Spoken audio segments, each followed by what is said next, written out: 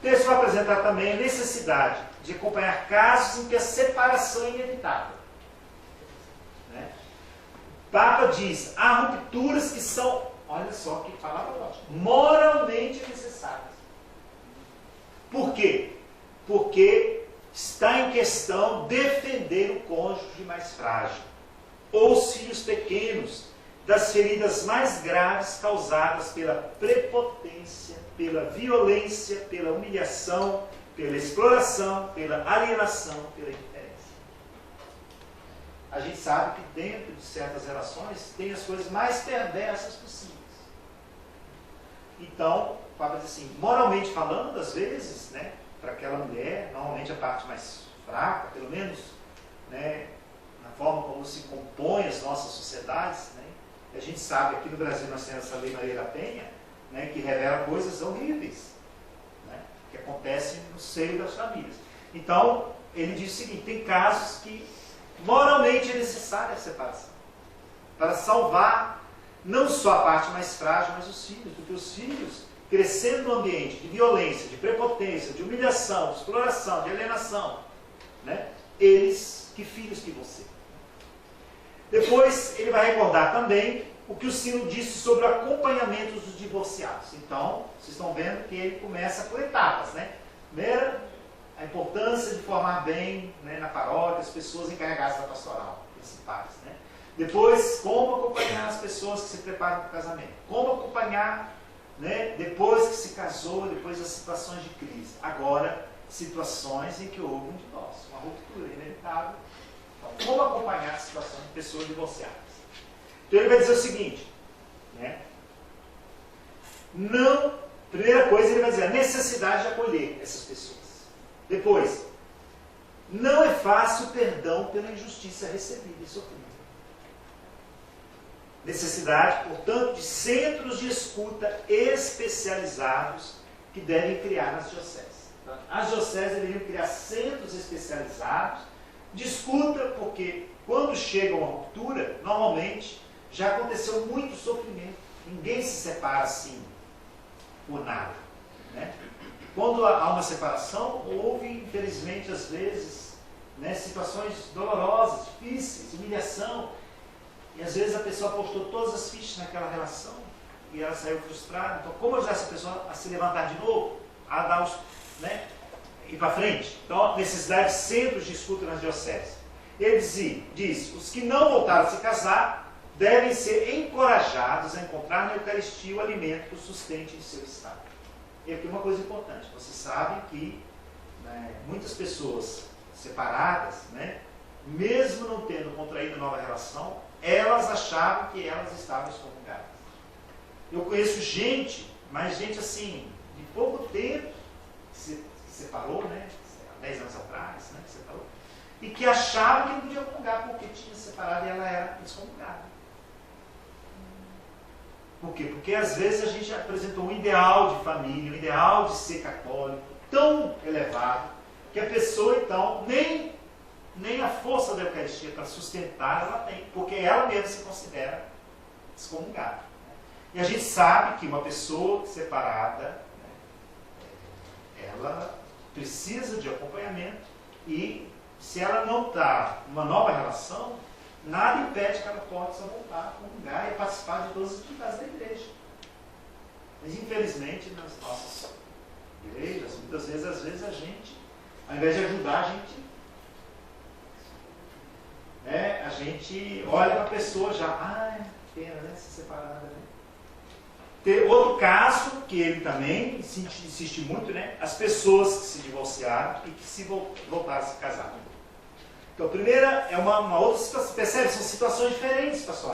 Mas é o seguinte, é importante, primeira coisa, fazer essas pessoas sentirem que elas fazem parte da igreja. Elas não estão excomungadas. A pessoa se separou, casou de novo, não está excomungada. Ela faz parte da igreja. Porque tem muita gente que diz assim, agora você não pode nem pisar o pé na igreja mais. Ele diz o seguinte, a situação dessas pessoas exige um atento discernimento, um acompanhamento com grande respeito evitando qualquer linguagem, atitude que os faça sentir-se discriminados e promovendo a sua participação na vida da comunidade. Nós não podemos discriminar essas pessoas. Temos que ajudá-las a se sentir acolhidas e inseridas na comunidade. Ele vai dizer o seguinte: muitos bispos consideram a necessidade de tornar mais acessíveis, ágeis e gratuitos os procedimentos para o reconhecimento de casos de nulidade. Nós falamos sobre isso aqui no encontro passado. Então ele inclusive fez 2 motos próprios, né, para facilitar, né, esses casos de declaração de nulidade. Não é que a Igreja Católica agora ela está, vamos dizer assim, abrindo mão da questão da nulidade, da indissolubilidade. Não. A Igreja Católica continua tendo alta estima, aquilo que nós vimos no capítulo 3 e capítulo 4. Né? Para a Igreja Católica, casamento sacramental é indissolúvel. Mas tem muitos casamentos, aquilo que nós falávamos no encontro passado, que infelizmente teve toda a aparência de ser um sacramento, mas na verdade não foi sacramental. Tinha vários erros na forma, inclusive na intenção dos contraentes. Então é claro que o Código de Direito Canônico, todos os tribunais eclesiásticos, eles ajudam as pessoas nesses casos. Né? E como na Igreja Católica esses processos são demorados, custosos, aí o Papa está querendo o quê? Simplificar. Porque tem casos que são mais simples. Como eu já contei aqui para você. Uma menina que estava grávida, foi assim, pressionada a casar. O rapaz também foi pressionado a casar, etc, etc. Casou esse casamento, né? Eu contei o caso aqui para vocês, um rapaz que veio me contar, um senhor, né? Que teve 3, 4 filhos, sei lá, né? Com essa mulher. Mas ele disse, padre, ela estava grávida, então eu disse que não casava, ia cuidar do filho e tudo. Então ela começou, a mulher, olha o que ela começou a fazer, ela começou a se arranhar, né, na barriga, como se ela fosse abrir a barriga dela. E então ele ficou com medo da loucura que essa mulher podia fazer, e ele se casou com essa mulher. O casamento não deu certo. Eles viveram alguns anos, tiveram filhos, outros filhos inclusive, mas aquele casamento, ele casou-se livremente com aquela mulher? Não. Percebe? Esse caso é um caso mais simples de ser resolvido. Se você tiver testemunhas, percebe? Que possam te ajudar, é um caso mais simples. Tem outros casos que são muito mais complexos. Né? Então, não existe uma receita. Ele vai falar isso muitas vezes aqui, a gente vai escutar isso. Né? Então, ele, para simplificar, então, além de dar os processos, ele disse, irrita as pessoas. Então, ele vai falar desses 2 documentos que ele fez sobre isso, que levaram à simplificação dos procedimentos para eventual declaração de nulidade matrimonial. Segundo o Papa, o bispo diocesano pode resolver esses problemas, mesmo sem tribunal.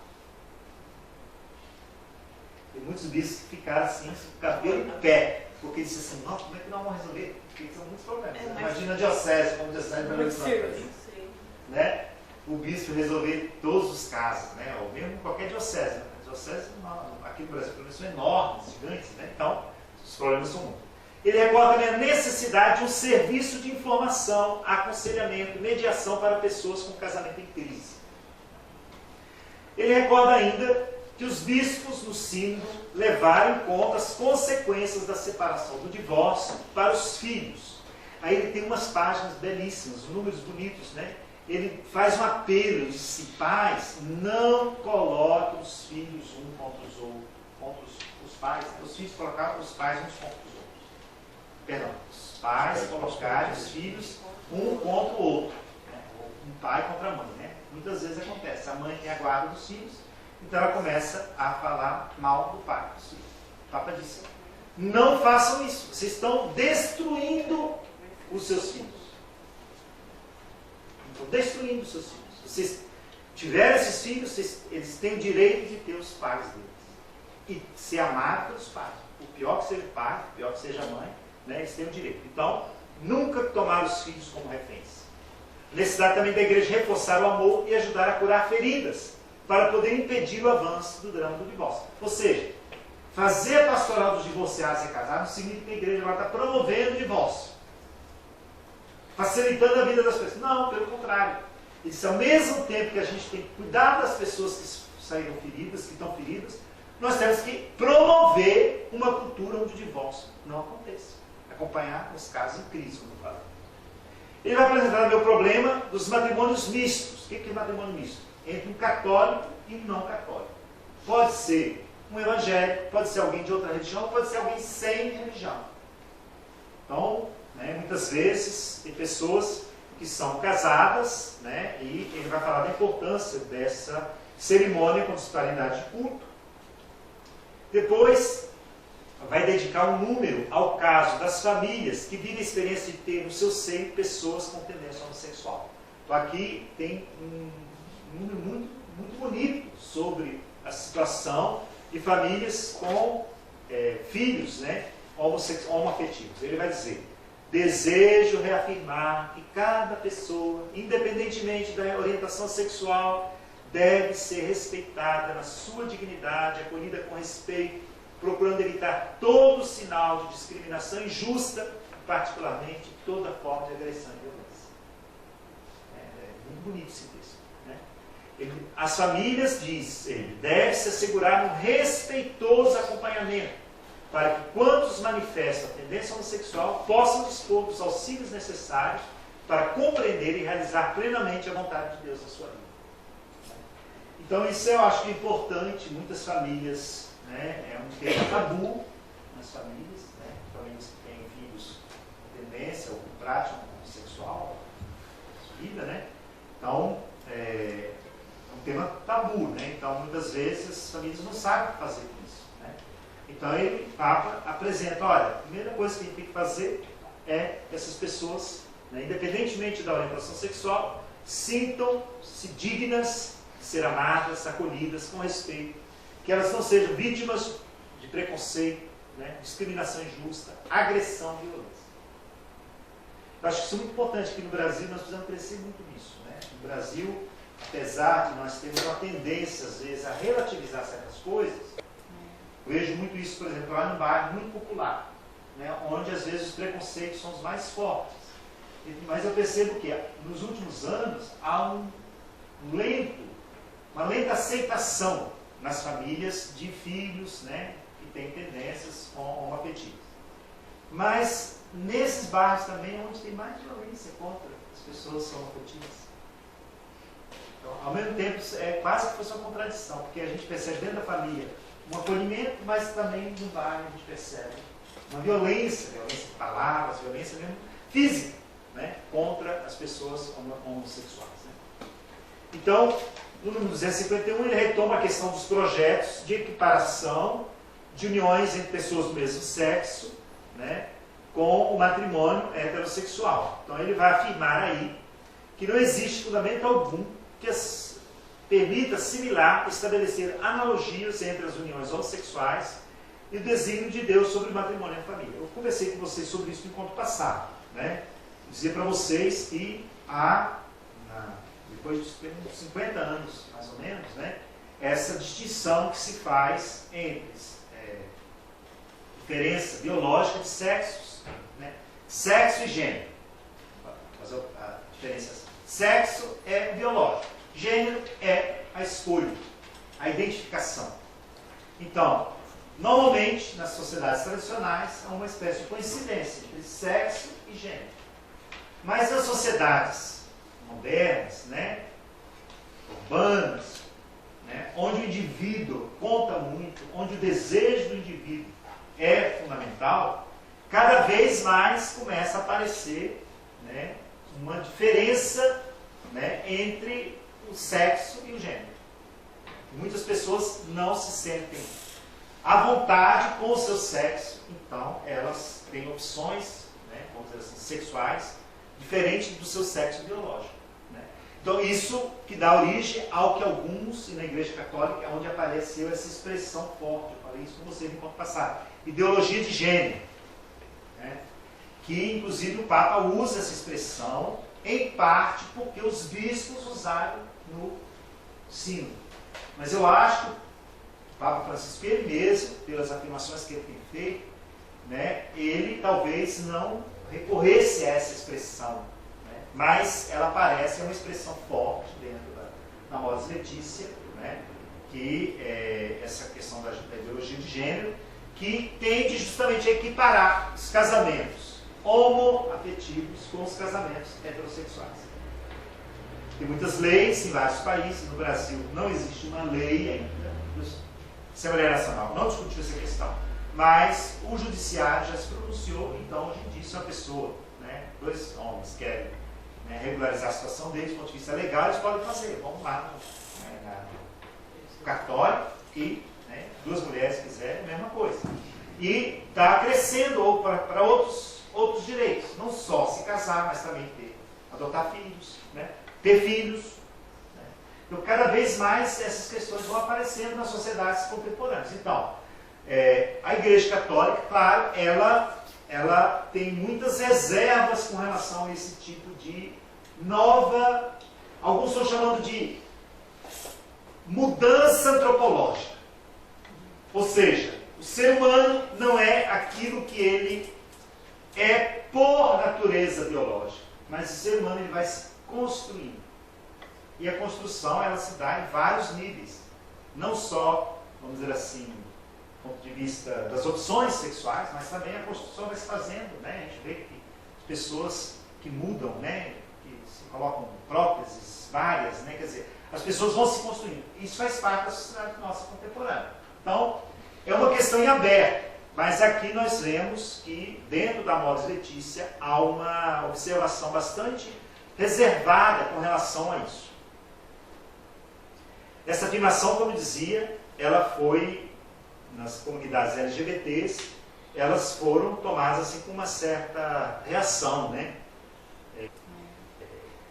Mas, eu dizia para vocês, eu acho que é uma questão que a Igreja Católica ela não vai poder deixar de continuar aprofundando isso.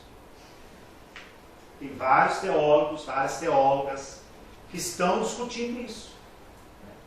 Nas outras igrejas, também na Igreja Católica. Não é que a Igreja Católica vai dizer, né? Não. Tanto faz, tá? Tudo é a mesma coisa. Não, se trata disso. Né? Mas a Igreja também não pode manter certas percepções que estão na origem, isso que alguns dizem, dos preconceitos que continuam presentes e embutidos. Né? Depois, então esse é o capítulo 6. Então, como vocês percebem, o capítulo 6 trabalha muitos temas pastorais. Né? Desde a preparação melhor do clero para que ele possa fazer uma pastoral familiar realmente de qualidade, do clero, mas também dos agentes de pastoral, né? Passando pelas várias etapas, preparação, vamos dizer assim, antes do casamento, depois do casamento, os primeiros anos, casamentos nas várias etapas, as várias crises da vida, né? Depois casamentos que se romperam, acompanhar esses momentos, pessoas que viveram essa crise, essa ruptura. Depois, pessoas que voltaram a se casar de novo. São divorciadas, voltaram a se casar de novo. Né? Então, também, como acompanhar essas situações. E, último ponto, como acompanhar as famílias que têm pessoas com orientação homoafetiva. Então, esses são os temas do capítulo 6. Tá? Que são temas que pano para manga para nós, para a Igreja Católica, para os próximos anos. Agora, o capítulo 8, como eu dizia para vocês, o capítulo 7 nós não vamos apresentar, é sobre a educação dos filhos. Né? Não é um capítulo muito longo, mas tem coisas interessantes, muito interessantes, mas não é que tenha assim, grandes novidades, né?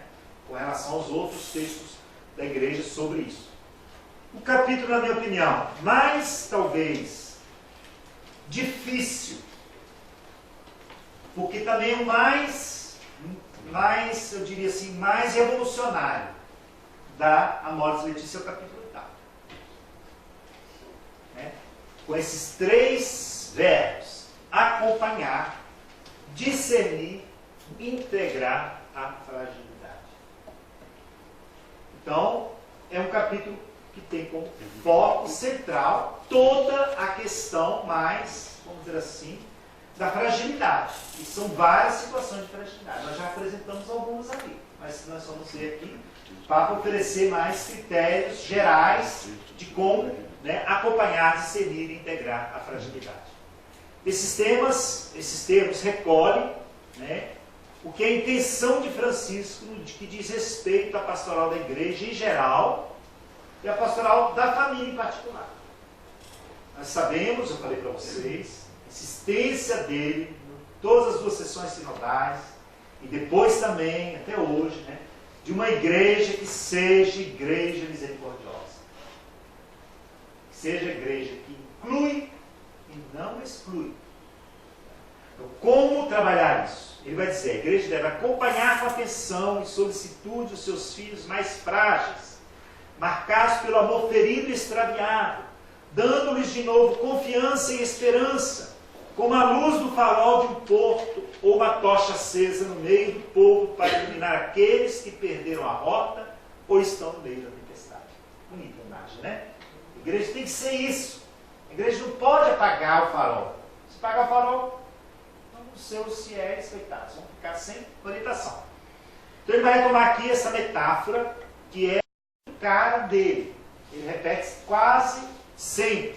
A igreja tem que ser um hospital de campanha. A igreja não pode estar bonitinha, tudo arrumadinho, né? Tudo assim, tudo certinho. A igreja não é a igreja verdadeira, é a igreja que sai, né? Por isso que a ideia, a metáfora também da igreja em saída, que aqui volta também, mas sob outra forma.